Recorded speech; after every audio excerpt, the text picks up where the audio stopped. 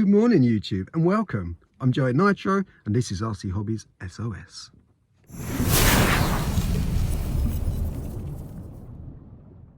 And so, you've heard the engine, you've seen the smoke, and now you're thinking about getting a nitro. Well, should you do it?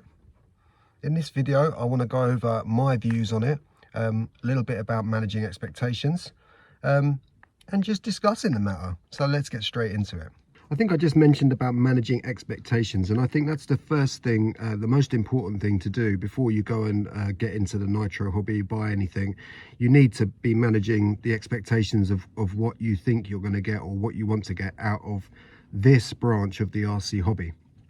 Because this in no way is going to be a situation where even if you buy something brand new or whether you buy it secondhand, that you're going to be able to get straight into it and use it and have fun, because that's just not going to happen. If you buy anything brand new, you're either going to buy a kit which you're going to have to assemble. More than likely you'll buy an RTR ready to run. You'll have to purchase other things to go with that usually, but you'll also have to break the engine in. These are all processes that are doorways to using your model. If you go the other way and decide to buy second-hand nitro, maybe you think it'll be cheaper. If you don't like it, it won't be so expensive. And in many ways that could be true, but it's highly unlikely that you'll buy something secondhand that will be 100% ready to go, unless you pay a lot of money for it, because anyone who really looks after their nitros, runs them, takes care of them, replaces things when they're broken, they're going to want good money for their model, and rightly so. A lot of the times what will happen is that people will also have the idea to buy a nitro. They'll buy something, they might break it or it doesn't work out for them, they struggle to tune it, they give up with it, and then they sell it, and you're just going to inherit the problems that they had, which is not a problem, but you're going to need to know how to address those problems and how to fix them. One thing, if you buy an R2R ready to run, you will get the instructions and the manual, which will probably have exploded diagrams of your model, so you'll understand a little bit more about how things go together, what you would need to fix something, part numbers, so that can be a great help.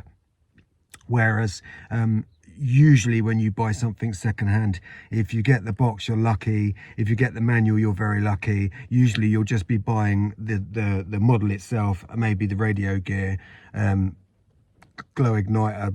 You'll more than likely need to buy the stuff for it, and you probably won't have the benefit of having the manual to be able to understand how it all goes together and how you're going to fix it. So this hobby is definitely not a plug and play.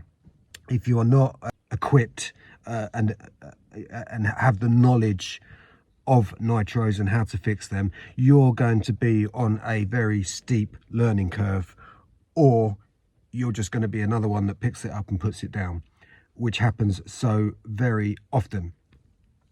I would when I was a teenager, I loved the idea of fishing, so I went and got myself some fishing stuff and off I went fishing. I didn't go with anyone and I didn't know what I was doing, and for the longest time I didn't catch anything because I didn't know what I was doing.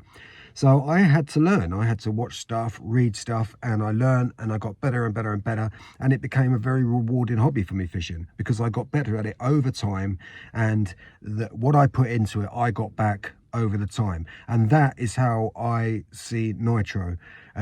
It's a learning curve, it's constantly learning, but what you put into it you will get back. But it's not going to be a hobby where you just decide, oh, I want to take my car out or my truck out or whatever it is and give it a little bash, then put it away, then you want to take it out again and put it away. That's not going to be this hobby. This hobby is going to be, if you're lucky, 50-50 fixing, updating, modifying, and 50 running. That's if you're lucky. More than likely it'll be a lot more of the fixing, modifying, upgrading path, because that is just the nature of this hobby.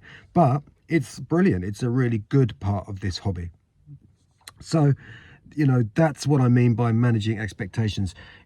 It looks very appealing, Nitro. You know, the noise, the engine. You know, it's an appealing thing, but it's just not that simple. Not to say that the rest of it isn't great, because it really is.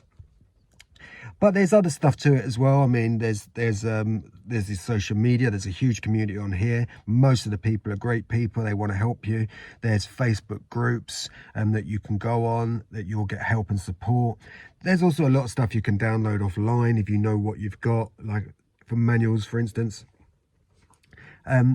So, you know, these are all things that you need to consider when coming over to this hobby. Something else that you will need to consider is, where are you going to use your model? Where are you going to fix it? Where are you going to use it? Because yes, they are loud. Yes, they are smoky.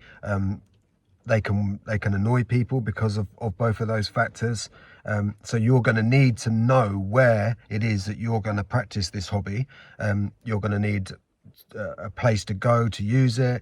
You will need somewhere or something that you can work on your model with. You'll need the tools. These are all things that you would need to consider as well. And even something as simple as, where are you going to store it? You know, you're gonna want to keep it somewhere dry.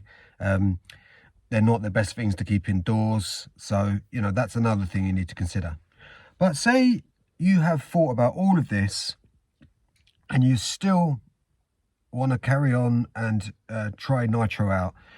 A question that I see often in the groups, in the comments, is, you know, I'm thinking about getting into Nitro. What do you guys suggest I get? What should I do?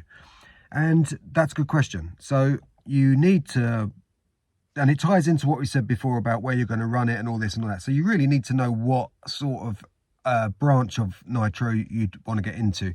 Would you want to get into the racing side, the buggy side, the truggy side? Would you want to get into the bashing side, the truggy and the monster truck side? Are you more of an on-road person? All of these things, and that ties in also as to where you're going to be able to run your model, because you know, if you don't live near anywhere that's good to take it off road, then you know, you're going to need nice big car parks or empty roads on where industrial estates, so on and so forth. So that is something to consider when you're considering what model to get. Personally, what I would do if I was starting all over again and I wanted to get into the Nitro, I would get myself something like an FTX Banzai on-road, or a Carnage for a monster truck.